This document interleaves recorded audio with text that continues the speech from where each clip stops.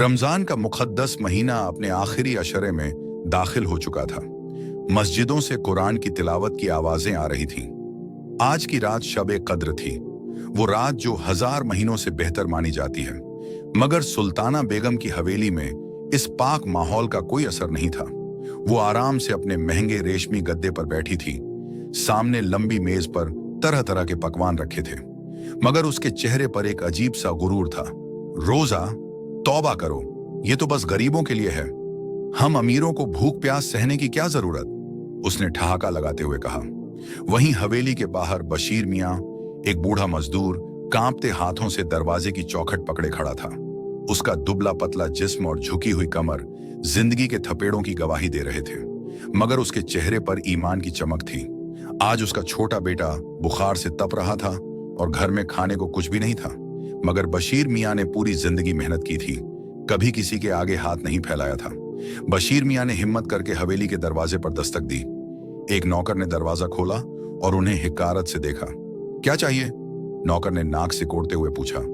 बेगम साहिबा से मिलना है, बशीर मियां ने धीमी मगर लरजती आवाज में कहा। नौकर उन्हें अंदर ले गया, जहां सुल्ताना बेगम आराम से बैठी थी।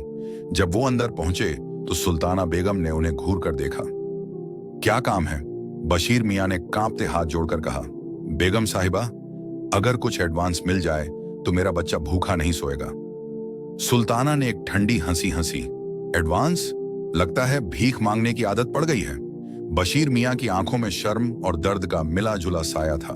उन्होंने नरमी से कहा, बेगम साहिबा, भीख नहीं मांग रहा हूं, मेहनत की मजदूरी मांग रहा हूं। सुल्ताना बेगम ने एक नौकर से कहा, इस गरीब को वो बचा खुचा खाना दे दो जो हमारे कुत्ते भी नहीं खाते।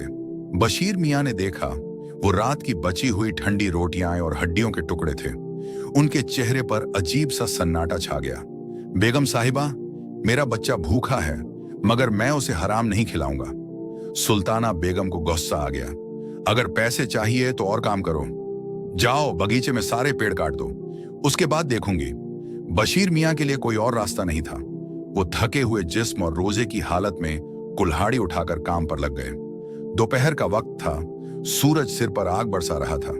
बशीर मियां रोजे की हालत में बिना पानी और बिना किसी सहारे के कुल्हाड़ी चलाते रहे। हर वार के साथ उसकी हड्डियां छटकती महसूस हो रही थीं। गर्मी की तपिश, भूख और थकान, इन सब से जूझते हुए वो अपने पैरों पर मुश्किल से खड़े थे। मगर वो जानते थे उनकी मेहनत ही उनका सहारा है। लेकिन जैसे ही उन्होंने आखिरी बार कुल्हाड़ी उठाई, उनकी नजर धुंधला गई, सिर घूमने लगा और फिर अचानक बशीर मियां जमीन पर गिर पड़े। कुल्हाड़ी उनके हाथ से छूटकर दूर जा गिरी।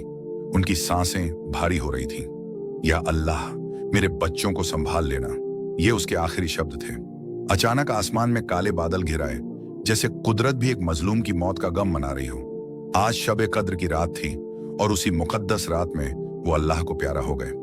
उस रात जब पूरी दुनिया इबादत में मशगूल थी, बशीर मियां की बेवा अपनी सूनी आंखों से आसमान की तरफ देख रही थी। उसने आंसुओं में डूबकर हाथ उठाए। या अल्लाह, उस जालिम औरत को सबक सिखा जिसने मेरे शौहर को जलील किया। उसकी दौलत और ताकत का घमंड चकनाचूर कर दे। तभी अचानक तेज हवा चलने लगी, जैसे आसमान से कोई पैगाम आ रहा हो। अल्लाह ने मेरी फरियाद सुन ली, उसने गीले चेहरे के साथ कहा। और फिर अल्लाह का इंसाफ आया।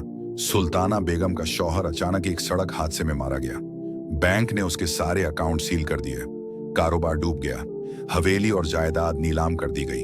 अब वही सुल्ताना बेगम जो बशीर मियां की मजबूरी पर हंसती थी, खुद भूखी मरने लगी।